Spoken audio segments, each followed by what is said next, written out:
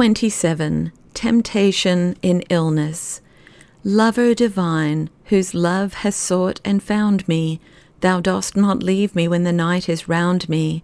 Cause me to be held fast by love eternal, more than a conqueror.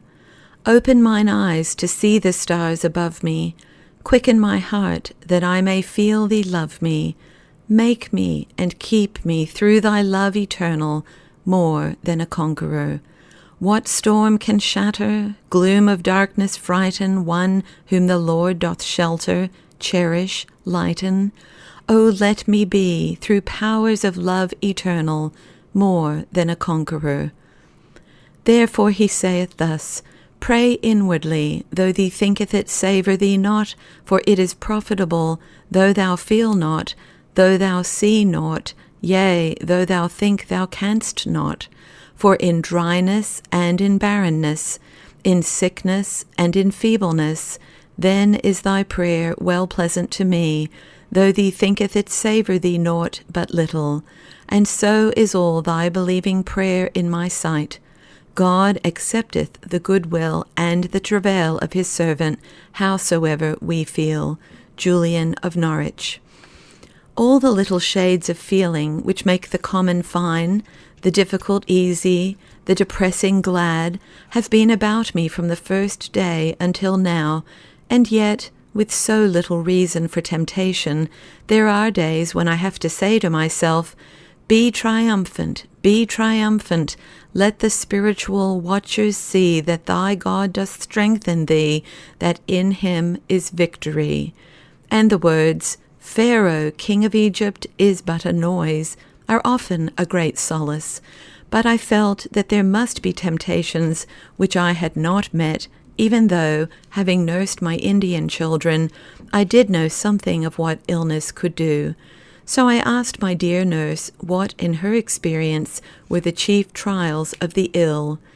Oh, there are many. There is monotony, the same ward, the same routine, the same food, the same faces, the same sounds, the same pain if it is chronic trouble. Life in an incurable hospital can be terribly monotonous, and there is weariness and loneliness and despondency, and the temptation to feel neglected and forgotten, and that no one knows how bad the pain is, perhaps that no one cares, and there is the fear of pain. After long suffering, this fear can be very hard to bear. How well I knew the truth of that last word. Through constant watchings wise, I thought as I listened, and I thought, too, how much a nurse's eyes see, and I felt how very unsuitable it was for one who has felt so few of these things to write to those who are caught in that thorny thicket. It should be a nurse who writes.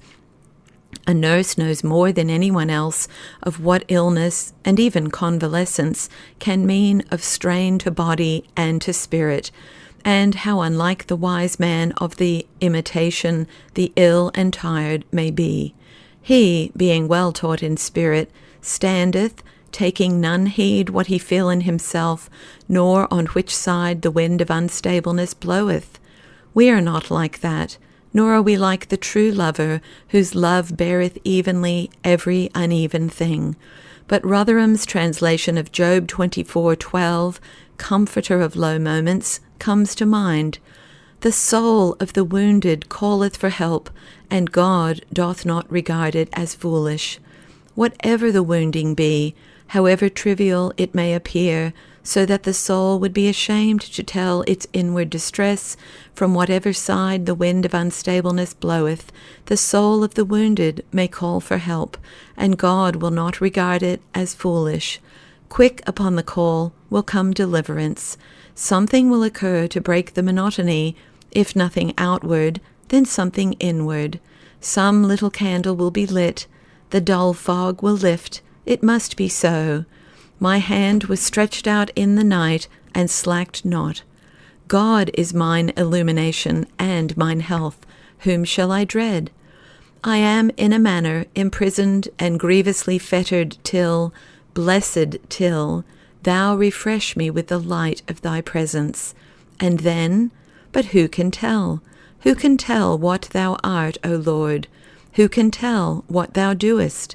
Who can show to another what thy large grace can be? Pain cannot shut the door to thee, nor fatigue refuse thee, nor languor dim the clear shining of thy face. I could not, by searching, find the peace that thou givest.